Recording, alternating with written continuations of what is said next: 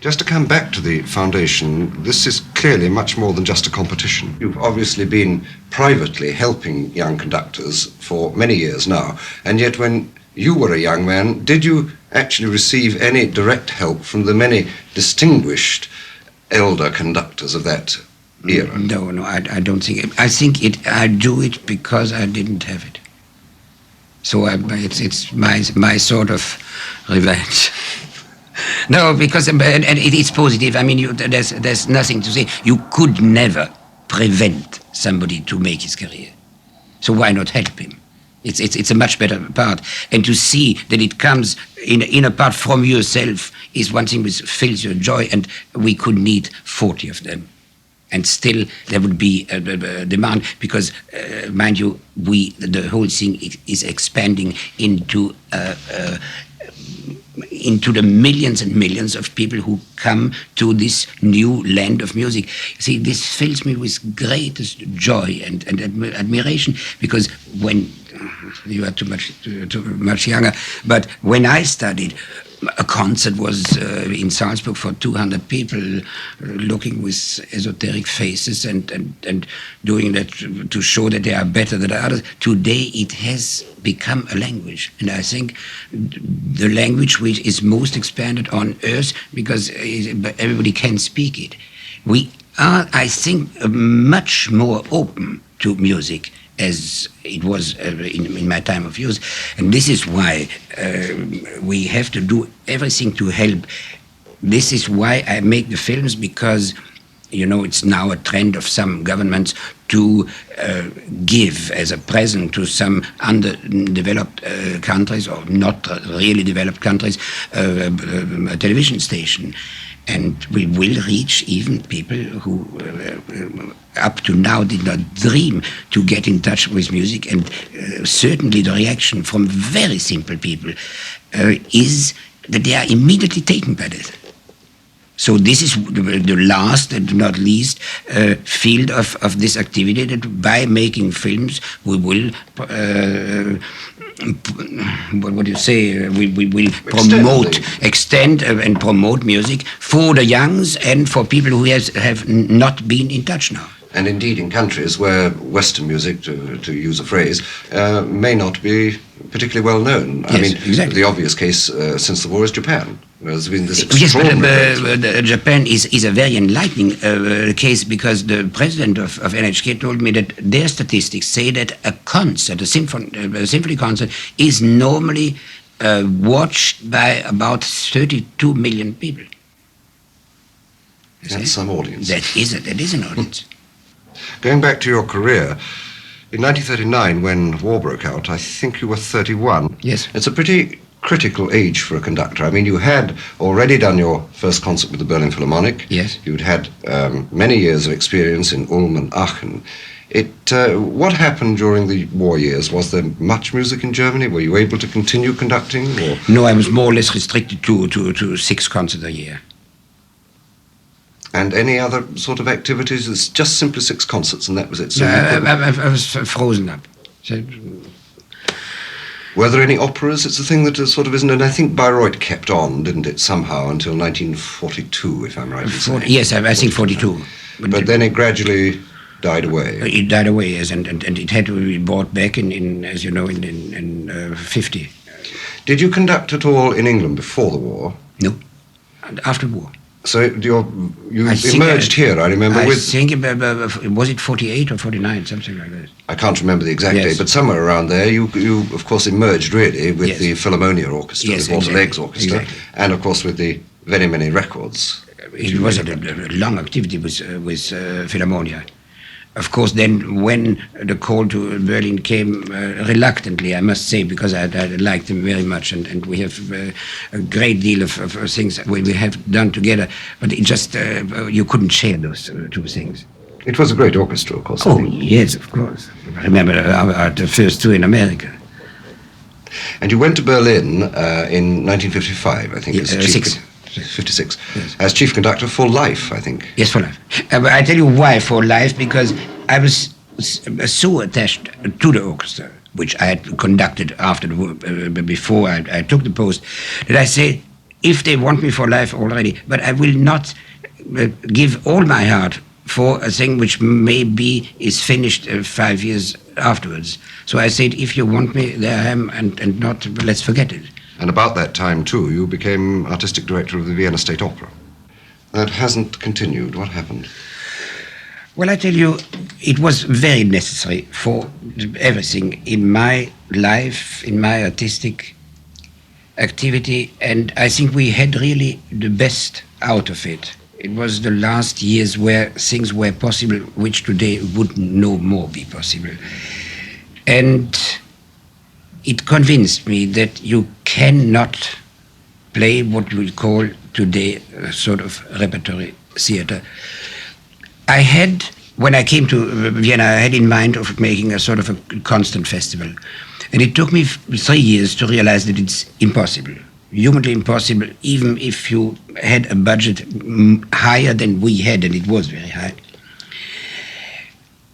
But it took me about another 3 more years to realize that if you could do it, it would not even be desirable, because people would take things for granted which should be sort of a feast.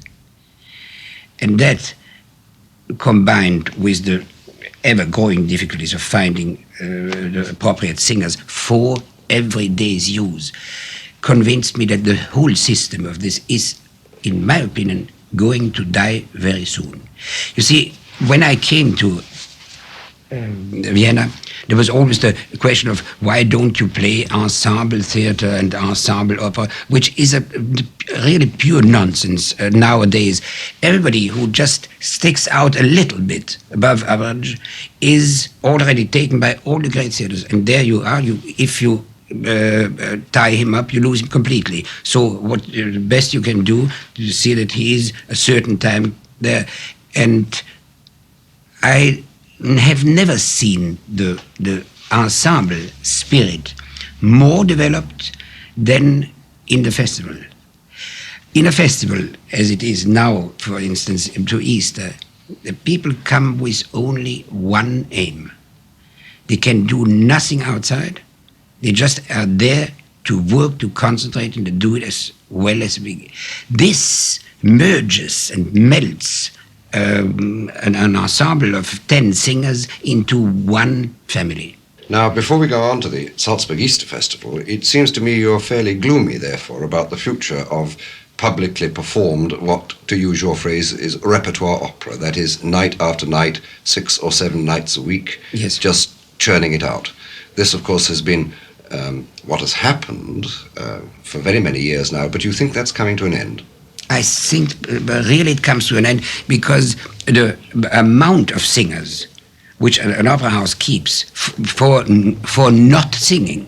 You know what happens after 10 years, you can't, and then suddenly they must be put on. Once I remember I came back from somewhere and I see the name of a lady which was quite old, and she sang Papagena. And I said, but how does it come that you put her on? She said, you see, she had birthday and she wished it so much, so we had a pleasure. Poor public. Yes, I know. But of course the argument the other way, which people sometimes make, is that if you don't have repertoire opera running like that, how are the artists who are going to become stars going to get their first start? How are they going to be trained? In what field are they going to gain experience? Well, I tell you, for instance, this year in Siegfried, I had a dramatic soprano, Helga Danisch, who sang for the first time, Brunhilde. I trained her. If you want, you can. And I took a lot of trouble, and she was wonderful because she was new. I think it can be found. It can be found even the time.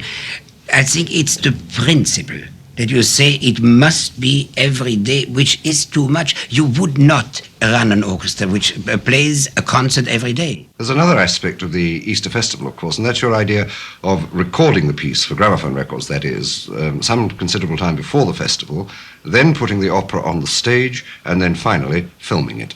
At the end. at the end? You see, the whole complex is so that you prepared from the record. Now then they get, and we use all these small Philips tape recorders, and they are presented with the tapes, and they have time about 3 months or 4 months to have it under their pillow, and so they really arrive so full with this music and so prepared that you can concentrate only on the stage, on the scenic side, on the interpretation from their personality, because basically they sing right, they express themselves right, and it's a complete new way. You see, I've the profession of a piano coach doesn't exist with us. There is no piano, because we play their music, which they are going to sing, but have sung it, actually. And when you do this then on stage, afterwards we will at least try what result it gives to film the Wagner operas, which has not been done, as to my knowledge. Certainly a new style has to be found for this, but I think I've no solution of it. You are moving your entire ring production, of course, from Salzburg to the metropolitan New York, which must be a major sort of army operation. Yes, they sent the technical staff, they send them to Salzburg when we rehearse.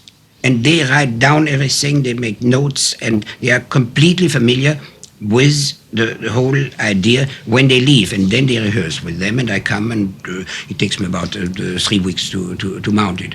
It's not so difficult. There's a great difference, of course, between the stage at the Metropolitan New York and the stage in your theatre at Salzburg. In Salzburg, you've got this enormous wraparound Cinerama-type stage.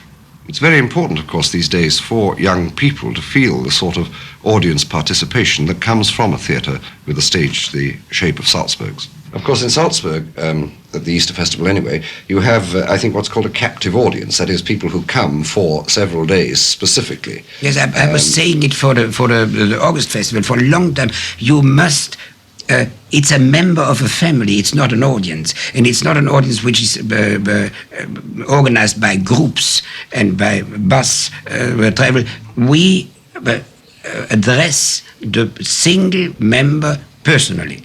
And they come in and they really are a family. And you see, normally I don't like the people in rehearsal. I invite them always to assist to a rehearsal. And there, it's today so that you don't feel them anymore. They are part of the whole, and the face with which they follow the thing it's really incredible. I think for me it's the best public in the world.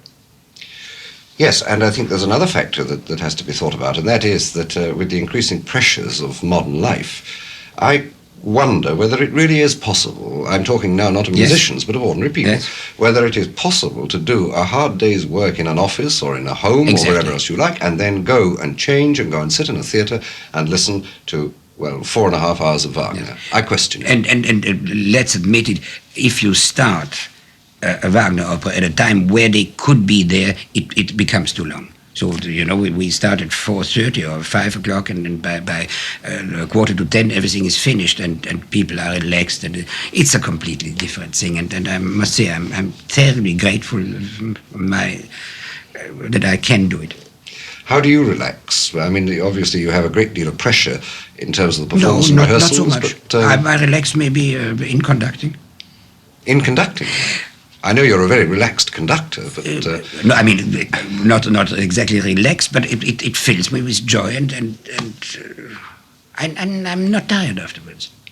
I'm much more tired of traveling around making preparations of this is what tires me much more. The moment I sit, let's say in a stage rehearsal or in a lighting rehearsal, it's a thing which fascinates me. I can't wait till it begins, and it fills you up.